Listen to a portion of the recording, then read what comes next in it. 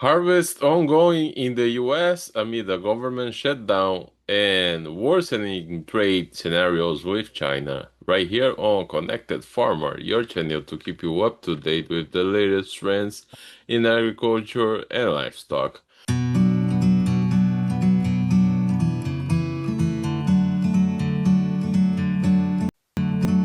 So, Jerry, we have a harvest going on in the United States, and it seems that things are going off the rails when it comes to trade because there was first this announcement of the China ambassador in the US that the Americans should not expect any new purchases of US agricultural products in the near future. At the same time, that while a couple of days later, today, uh, the US government announced a meeting between President Trump and Xi of China to discuss specifically soybeans in 4 weeks from now. And at the same time, there's a government shutdown in the US. It gets really confusing when we have all this going on at the same time, doesn't it? From there, yes.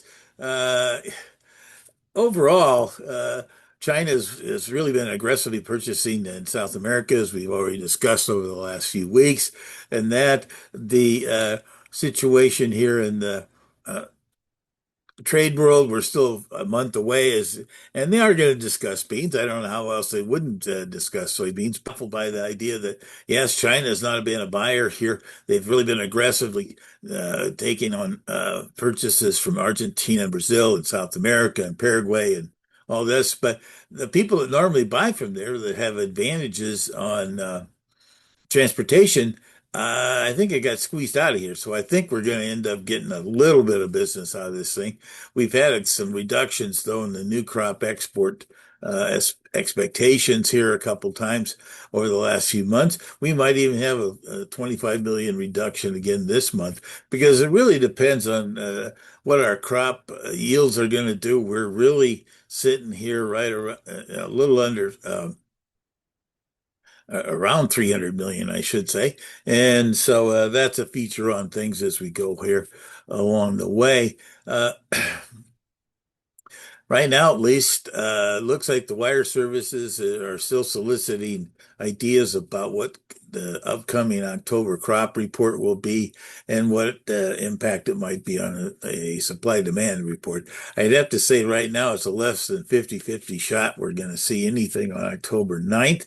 But it's an interesting situation to get some kind of feeling as to what the trade's expecting here for the numbers that would normally be released next week.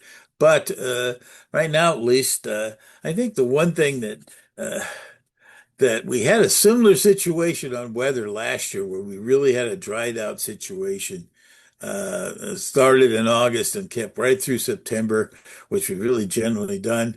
We've had one decent set of rains here in the east, but in general, it hasn't been much. There has been some rains, western Iowa, and and the plains, and that I don't know that that's saved the yields dramatic out there because I think there's been more disease issues in the western Corn Belt because of the wet conditions we had June and July, and so that's going to make it interesting here as we go forward. And that, how does that all blend together here on yields and that? Because we last year basically we kind of missed the October update really because of limited harvesting in late September and early October. And so we started to finally realize that in November we didn't have as strong a yields as maybe the windshield tours suggested. And at this point, we've got a lot more reports about corn disease and reduced yields and disappointments on that. Soybeans, not as much. And I don't know. It's really hard to get a good handle on uh, soybean yields when we've had the dry down. We had the same dry down we had last year, where we turned around and instead of, people tend to start to go out to the field and start doing soybean harvesting at around 13%. I think again this year, all of a sudden they get out there and it's 11 and going to 9. Well, that 2% or more really impacts the number of bushels that you have on your yields. It's insidious. It's hard to really understand. And all of a sudden, last year we had a bushel and a half come off in the last two estimates. Corn, it waited all the way to January to have a 3.5 bushel decline. So those are things that we're still going to have to deal with going forward. But yeah, Yet we have also the drier weather being reported in Brazil, and the dollar has been kind of stable in the background, and with a record stock market prices in the US. yes, yes. The U.S. dollars uh, has stabilized somewhat. Ended up, don't know if Mealy's purchases in that or the U.S. agreeing to support them and the dollar had an impact or not, but that's another feature out here in the world. Definitely all of a sudden China, excuse me, President Trump wants to have a conversation with President Mealy there of Argentina about how he's going to support them on their dollar scenario, and all of a sudden he buys all these or sells all these beans to Argentina. So another kind of conversation ahead, but in general here, the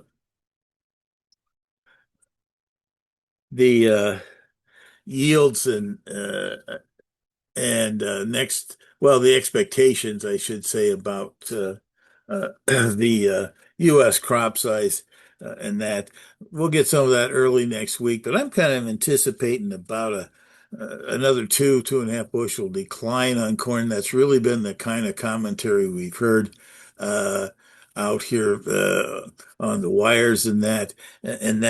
Interestingly enough, that takes down the corn supplies by over 200 million.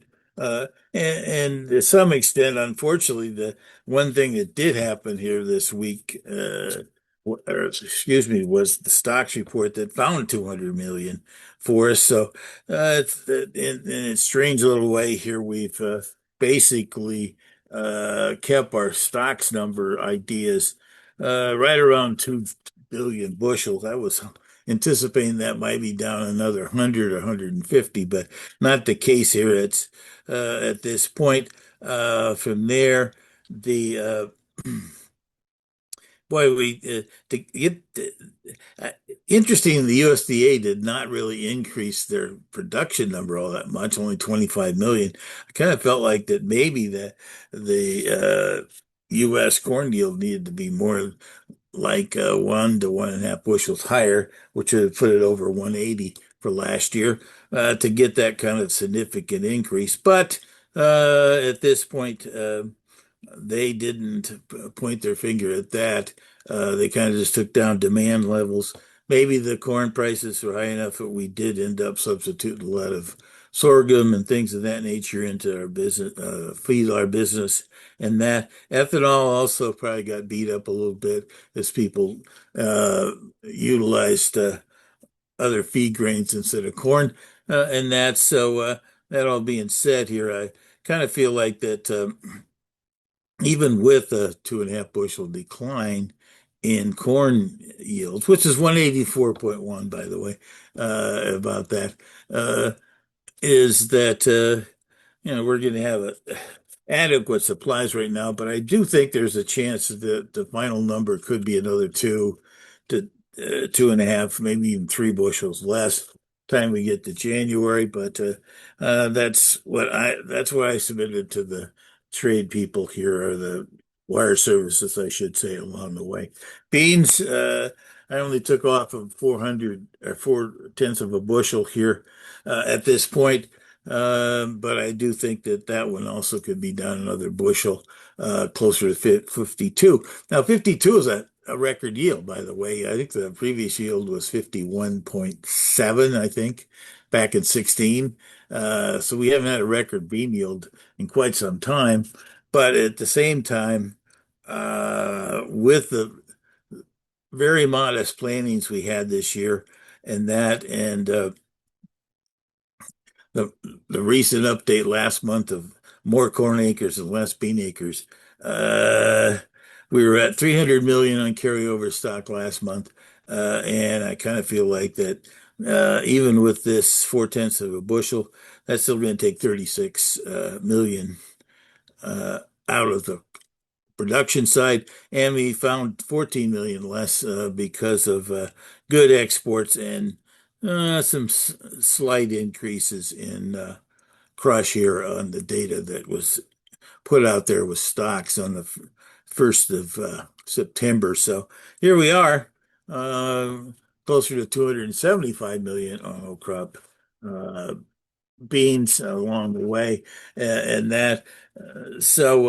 You know, as I said, we're taking yields down. We're making things more interesting, but at this point, soybeans is really the one that could be quite interesting. If somehow or other this late harvest on beans continues to shrink down and we go down another bushel, that's really going to make things interesting here.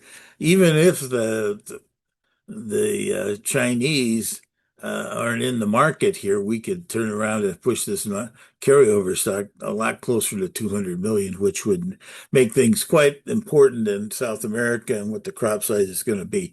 So, in a month from now, when the Trump and Xi are getting together here, it could be a little different story about what U.S. supplies are there. And if for some reason or other South America's weather starts to turn less enthusiastic, and right now we're off to a slow start in Brazil. Not so bad in Argentina right now, but that's another question. That one thing I've heard from Argentina is that they, with some of these recent purchases and that, and corn yields being better, there's been a talk of switching more acres from soybeans over to corn in Argentina, and that's what make things interesting on both crops at this point. The USDA is looking for 53 million up metric tons on corn. That's up from 50 this year, this most recent year. So that's a factor out there that's going to be looking at in the international world. All right, sir. We'll see. We don't know yet if there will be an agreement over the weekend or whenever over the next week. Thank you very much. Well, I understand we're going to be watching the wires if there's anything getting the government back. That's highly important. It's tough for us to get our export sales. It's going to be tough to see if we have a USDA report. Even if we do get something settled early next week, I suspect they might postpone it for a week just because of the fact that it takes a while to accumulate the data from all the various states and put it together for a report. So, but let's hope it's we do get things back to normal here. It's tough to figure out what our total U.S. supply and is without the USDA's numbers. So let's hope they get something settled soon. Yes, thank you.